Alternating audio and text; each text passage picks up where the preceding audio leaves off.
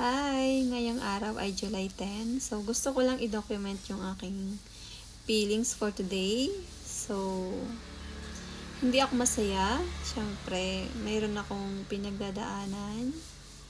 At saka, yan. So, about sa family yan. So, gusto ko lang ilabas yung feelings ko or yung nararamdaman kong pain. So, ngayon kasi ay medyo na-hurt ako. Ang arte. Hindi ako maarte, guys. So, gusto ko lang talagang i-document yung ganitong pakiramdam.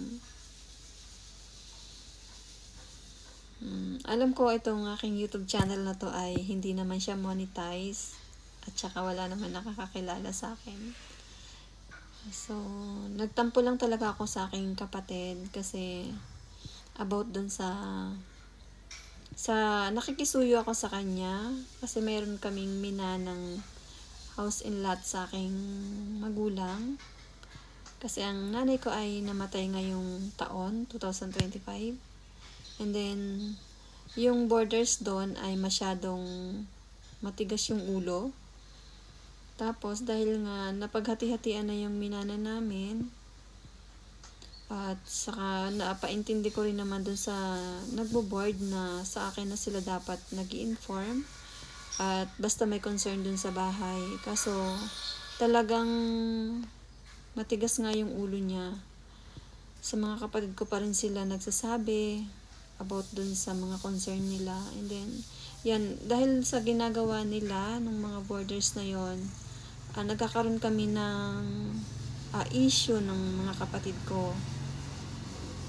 Hanggang sa one day, nag-message ako sa kanya kasi nga may sinend sa akin yung kapatid kong isa sa mga owner ng bahay na yon na nag-message yung borders dun sa aking isang kapatid na hindi naman siya kabilang dun sa hindi siya kasama dun sa nagmana ng bahay na pinag-uusapan dito.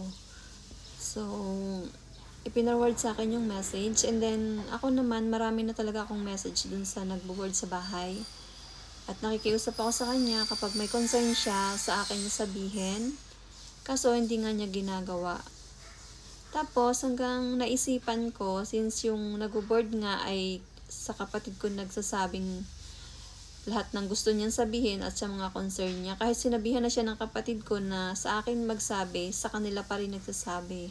To the point na naisip ko noon na mag-voice message ako at isinend ko yun dun sa aking kapatid na babae. So, ang sabi ko sa kanya, Nini, kung pwede paki-forward naman ng voice message ko dun sa borders kasi hindi nila sinisin yung aking mga message. So, ang ginawa naman ng kapatid ko noon ay nabasa niya or alam ko narinig din niya yung voice message ko para dun sa sa nagbo-board sa bahay. And then hindi niya ako ni-replyan. Tapos hinantay ko siya ng mga 3 hours bago mag-reply kasi inisip ko talaga noon siguro busy yung aking kapatid kaya hindi siya nagre-reply. And then umabot na ng hapon. So, doon na nagulo yung isip ko na siguro ayaw niya. Sabi ko sa kanya, ayos lang kung ayaw mo akong replyan.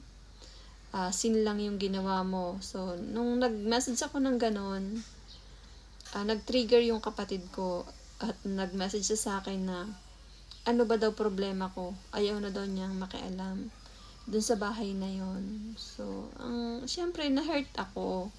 Dahil, kasi hindi naman mabigat yung hinihingi ko sa kanya. Ang sinabi ko lang naman sa kanya, kung maaari, i-forward niya doon sa borders yung voice message ko kasi nga hindi binabasa yung message ko.